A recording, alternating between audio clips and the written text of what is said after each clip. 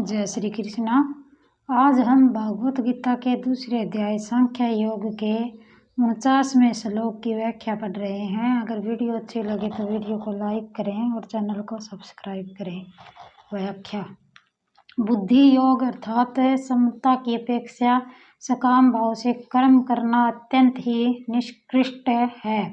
कारण कि कर्म भी उत्पन्न और नष्ट होते हैं तथा उन कर्मों के फल का भी संयोग और वियोग होता है, परंतु योग नित्य है, उसका कभी वियोग नहीं होता, उसमें कोई विकृति नहीं आती। अतः समता की अपेक्षा सकाम कर्म अत्यंत ही निकृष्ट है।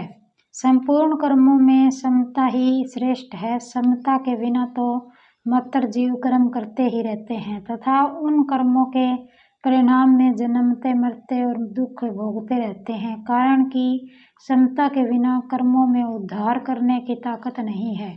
कर्मों में समता ही कुशलता है। अगर कर्मों में समता नहीं होगी तो शरीर में अहंता ममता हो जाएगी और शरीर में अहंता ममता होना ही पशु बुद्धि है। भागवत में सुखदेव जी ने राजा परीक्षित से कहा है, तवम तुम राजन मरीष्यति पशु बुद्धि मिमम जही। अर्थात हे राजन, अब तुम यह पशु बुद्धि छोड़ दो कि मैं मर जाऊंगा। दुरेण कहने का तात्पर्य है कि जैसे प्रकाश और अंधकार कभी समक्ष नहीं हो सकते, ऐसे ही बुद्धि योग और सकाम कर्म भी कभी समक्ष नहीं हो सकते। इन दोनों में दिन रात की तरह महान अंतर है। कारण कि बुद्धि योग तो परमात्मा की प्राप्ति करने वाला है और सकाम कर्म जन्म मरण देने वाला है।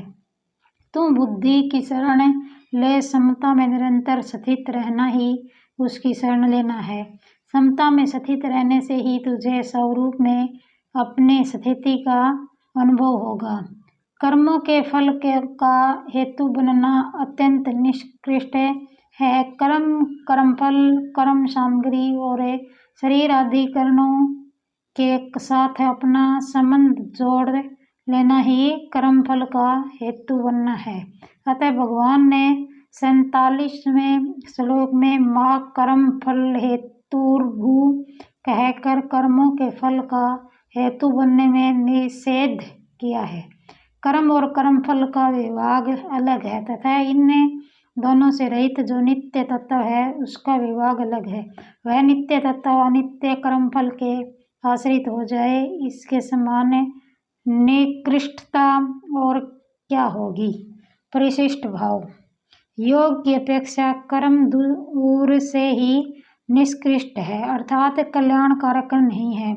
जैसे पर्वत से अणु बहुत दूर है, अर्थात अणु को पर्वत के पास रखकर दोनों की तुलना नहीं की जा सकती, ऐसे ही योग से कर्म बहुत दूर है, अर्थात योग और कर्म की तुलना नहीं की जा सकती। कर्मों में योग ही कुशलता है। योग कर्मसु कौशलम। इसलिए योग बिना कर्म में निकृष्ट है, निरर्थक है और बाधक है। कर्मणा बध्यते जंतु। कर्मयोग में कर्म करण सापेक्ष है पर योग करण निरपेक्ष है। योग की प्राप्ति कर्म से नहीं होती प्रत्युत सेवा त्याग से होती है। अतः कर्मयोग कर्म नहीं है, कर्मयोग करण निरपेक्ष है, अर्थात विवेक प्रधान साधन है। अगर सेवा त्याग की प्रधानता न हो तो कर्म होना कर्मयोग होना ही नहीं है। समता तो परमात्मा तत्व की प्राप्ति करने वाली है, पर सकाम कर्म जन्म मरण देने वाला है। इसलिए साधक को समता ही आश्रय लेना चाहिए, समता में ही स्थित रहना चाहिए। समता में स्थित होने से वह दीन नहीं रहेगा, प्रत्युत कृत्य ज्ञात ज्ञातव्य और प्राप्तव्य हो जाएगा। परंतु जो सकाम भाव पूर्वक कर्म करता है वह सदा दीनबद्ध ही रहता है। गीता में कर्मयोग के लिए 3 शब्द आए हैं, बुद्धि योग और बुद्धि योग कर्म योग में कर्म की प्रधानता नहीं है, प्रत्युत योग की प्रधानता है। योग बुद्धि और बुद्धि योग तीनों का ही एक ही अर्थ है। कर्म योग में व्यवसायत्मिका बुद्धि की प्रधानता होने से इसको बुद्धि कहा गया है, और विवेक पूर्वक त्याग की प्रधानता होने से इसको योग या बुद्धि योग कहा गया है। ध्यान योग में मन की और कर्म योग में बुद्धि की प्रधानता है। मन के निरोध, स्थिरता और चंचलता दोनों बहुत दूर तक रहती है, क्योंकि इसमें साधक मन को संसार से हटाना और परमात्मा में लगाना चाहता है। मन को संसार से हटाने पर संसार की सत्ता बनी रहती है। यह सिद्धांत है कि जब तक दूसरी सत्ता की मान्यता रहती है तब तक मन का सर्वथा निरोध नहीं हो सकता। इसलिए समाधि तक पहुँचने पर भी समाधि और व्युत्थान ये दो अवस्थाएं रहती हैं, परंतु बुद्धि की प्रधानता रहने पर कर्मयोग में विवेक की मुख्यता रहती है। विवेक में सत्य और असत्य दोनों रहते हैं। कर्मयोग योगी असत्य वस्तुओं को सेवा सामग्री मानकर उनको दूसरों की सेवा में लगा देता है, जिससे असत्य का त्याग शीघ्र और सुगमता पूर्वक हो जाता है।